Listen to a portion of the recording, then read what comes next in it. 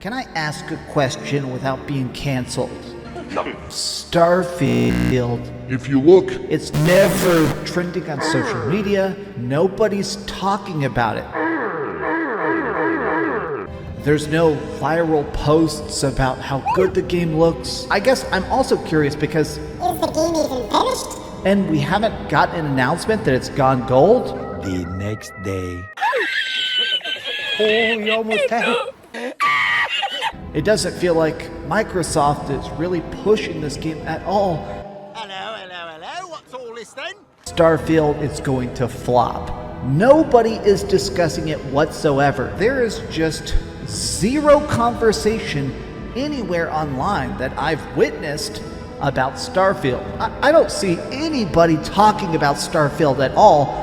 And to me, that's the insanity of it. Starfield. Starfield. Starfield. Starfield. Starfield. Starfield. Starfield. Starfield. Starfield. Starfield. Starfield. Starfield. Starfield. Starfield. Starfield. Starfield. Starfield. 1 p.m. Well, thank you for coming. Austin, are you gonna play? Are you gonna play Starfield? Yeah, I'm Are gonna you play the shit out of excited? Starfield. I'm so excited. I'm gonna be on tour, but I got a nice cool little ring. Nice. Love you. I love you too. Alright, I'm not gonna ask nicely anymore, Todd. Give me Starfield now! And put that collector's edition in the bag while you're at it too. Oh wait, I'm not legally allowed to own a gun because I'm psychotic. How am I gonna pull this off? Anybody out there willing to just give me their collector's edition? No? Alright, fine, then I ain't gonna give you any salt. See? I knew one of you had a gun. And it's too late. Todd ran away after you guys shot. So congrats. Looks like none of us are getting a special edition for Starfield. Do you realize how small of a man Todd Howard is? He can fit places no one else can. We're never gonna catch him. What was that? You're not here to catch Todd Howard so he can reveal to us where the pot of gold at the end of the rainbow is? You're here to get high? Well, I guess this ounce of pony salt I lured Todd Howard out with is all yours now. Careful, that's the most chemically pure form of pony salt I've ever made. All right, now that that's out of the way, and oh God, Todd Howard's back, and he's got a gun. Run! Oh, it wasn't me! It was the addict's Todd! Starfield, Starfield, Starfield, Starfield, Starfield is all I keep hearing from PlayStation guys. Which makes no goddamn sense because they should have plenty to play as we speak. But instead of doing that, it would seem now that Starfield has gone gold, ponies are losing it even more now. To the point that they've dedicated themselves to making over 600 sock accounts to go and review bomb Starfield once it's been released. No, I'm not kidding you. I know they put out a petition earlier this year to try and make Starfield a PS5 exclusive, but this feat is easily the most impressive one. I mean, Jesus Christ! Starfield is doing what no other game has ever done before, and it's not even out yet. Look, don't worry. I've spoken to a ton of PS gamers. I know one who has 600 MetaCritic sock accounts ready to zero the game. You're in good hands, Lo. I gotta pump those numbers up. Those are rookie numbers in this racket. I gotta say, that's very impressive, but you're actually off by quite a bit. The correct number is actually 1,000. Starting to count 1 out of 1,000. Goodbye, Starfield score. Not bad, my fellow autist. Not bad, but you still have about 400 sock accounts left to finish. So get back to work. You're not gonna achieve that tweeting. The poor ponies. Take notes from Paris. He has early access. And since he's booted it up, he hasn't tweeted once for over 9 hours. When's the last time you saw a pony do that for any game they've ever played? These guys were instead console warring at the launch of Final Fantasy XVI. Xbox and Bethesda have driven the ponies to the point of no return. This is it. This is what they've decided to do for the rest of their lives. Console war. You know, son, back when I was your age, I made over 1,000 accounts to review bomb a game. Wait, is that what you were doing all along, Dad, while I was huffing glue? Let's go! Prepare yourself, Xbox and PC cuck and imbeciles. You will bow down to me, you PlayStation overlord, at once! No, I won't kneel before you. That's because I'm on a popsicle stick. I don't actually have the ability to bend. And if I did, it would be for you to kiss my ass instead. If you want to review bomb the game, go ahead. The real reviews that matter are going to be on Steam, from people who own the game. not a person who owns a mental illness. Instead of filling out a job application, he's chosen to fill out a MetaCritic subscription, because it seems Starfield's reception matters a hell of a lot more to him than his own living conditions. There's nothing more they want to see in life than Starfield fail. Their worst nightmares this game doing good. And if that means having to manipulate the results to do so, then so be it. The type of effort these ponies are putting into their deception could quite possibly land them a job in Biden's cabinet. Xbox are scared when they see that ponies have the same power as them. For years, Xbox are reviewed bombing first-party games, and now that we ponies can do the same, they are in panic mode. It is crazy. We say to give a Sony pony. power is like to give a gun to a monkey. I mean, look, I don't know how low you are in life socially right now, but if you feel empowered by review bombing, you may not have accomplished much in life. Much like a feminist who feels empowered by seeing a woman on screen, PlayStation fanboys have a very, very, very low standard for what an accomplishment is. Well, let me ask you, my self-proclaimed Sony pony, what are you gonna do about Steam?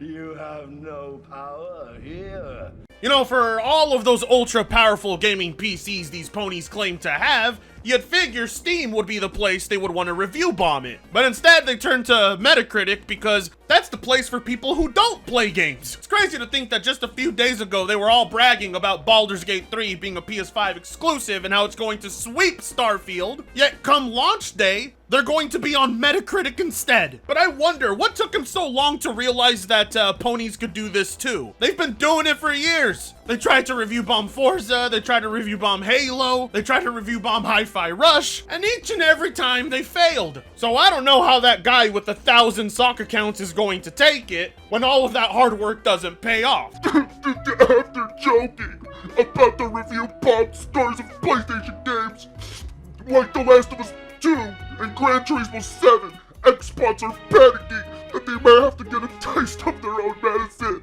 I don't condone any review bombing, but where was the same energy for PlayStation games? Oh my god, stop it! Stop being such a massive FAGGOT! Get over it! The Last of Us Part 2 was a bad game! And what's more, the review bombing for The Last of Us Part 2 came from its own player base! It was a political mess. People did not like it. I know it stings that the Last of Us community would do something like this, but you can't keep blaming the Xbox. That one was entirely on its own community. And don't even get me started on Gran Turismo 7, which was also review bombed by its own user base because it was broken at launch and the microtransactions were egregious. Why are we rewriting history as if those two games' review scores aren't entirely their own fault? You know, it's not just the ponies crossing their fingers that this game doesn't do well. Sadly, a lot of influencers are also involved in trying to put it down. And most of it is out of spite because there are people in their comments section that don't agree with them, so they quickly become obsessed with this game failing. And what's even more embarrassing is that it comes from someone who actually produced really good games you probably grew up with. My prediction, Starfield is going to get slammed so hard. It's built for a standard before Baldur's Gate 3 smashed that standard. Bad timing. If it has any AAA style unplayable bugs, it's going to get roasted. I hope I am pleasantly wrong. Well, is that my prediction, Grumps? If Starfield nails it out of the park, you are going to get slammed so hard, and you're going to be a little bitch about it. It really, really pains me to know that you are a producer for OG World of Warcraft, Diablo 2, StarCraft. What is someone with accomplishments like that doing? Trying to put down other developers. The developers to Baldur's Gate 3 have all the bragging rights, and they're not even flinging shit. But don't you just love it how Starfield is the only game he mentions? He has absolutely nothing to say about how Baldur's Gate 3 changed his perception of games like Final Fantasy 16. There's no other game he wants to pit it against, just the Xbox one. I wonder why that is. And here, I thought Baldur's Gate 3 was the only game intimidating developers, but it seems like Starfield's doing it too. If it's full of empty generated worlds, it's going to look even worse next to Baldur's Gate stuffed to the gills storylines and content. If it has Bethesda-style bugs, it's going to become the poster child of all that is wrong with AAA gaming. The optics launching next to Baldur's Gate 3 are just terrible. Fool, we're talking about Bethesda here. They are easily in the top 10 of stuffed storylines and content. I have never once in my life ever heard a single person say a Bethesda game is lacking storylines and content in comparison to anything. For God's sake, they've basically given you 20 recruitable companions, all with their own unique backgrounds, traits, and interactions. I think the last thing on people's minds is, will Bethesda have as much content as other RPGs? The review embargo for this game lifts a day before the early release, and then people will have 6 days to be playing it before its official launch on the 6th. That's a lot of confidence from Todd Howard right there. Not that it means much, because Todd's standards for what's playable are pretty low, but when it comes to the amount of content packed in a Bethesda game, I think we can all agree Starfield will exceed all of those expectations. Baldur's Gate 3 is 100% going to affect Starfield reviews. Yep! Having the best RPG maybe ever drop right before your RPG is bad luck. Oh! No, what's bad luck are the genes Dreamcast guy's parents gave him. Just imagine the look on their faces when they realize what they gave birth to the day he was born. I feel bad for them. The first thing they see is that face, followed by a oh! Wah! Wah! Baby, Oh! a monster.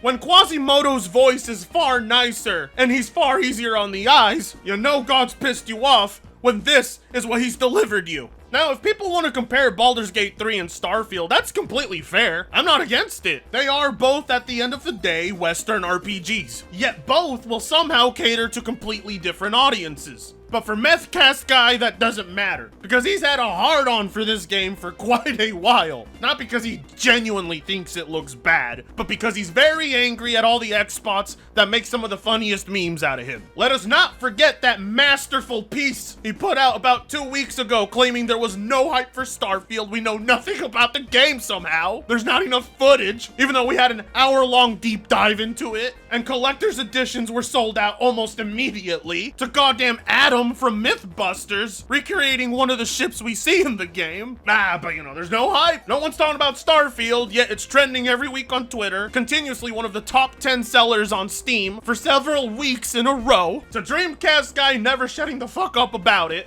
we're supposed to believe there is no hype, no excitement, or anticipation for Starfield. Yeah, okay. I love Baldur's Gate 3, but that by no means has killed my hype or excitement for Starfield, or desire to play it. This narrative that they're constructing is just their wishful thinking, when in reality the game's going to sell incredibly well, regardless of how anyone feels about Baldur's Gate 3. Ponies have so little confidence in this game flopping that they've already taken measures to ensure it has low review scores at launch. Absolutely insane. And I can't show you the tweets for obvious reasons, but some of them were already trying to spoil the story for the game. And they were so happy to do it that they opened up a Twitter space to celebrate spoiling the story. It's clear as day there is an audience thirsting for this game to fail. They can't help themselves. What isn't on PlayStation must be their enemy. And they'll do whatever they can to stop this game from succeeding. Anything from spoiling the story online, to creating petitions for it to be a PS5 exclusive, to creating 1,000 sock accounts dedicated to review bombing it at launch, to outright lying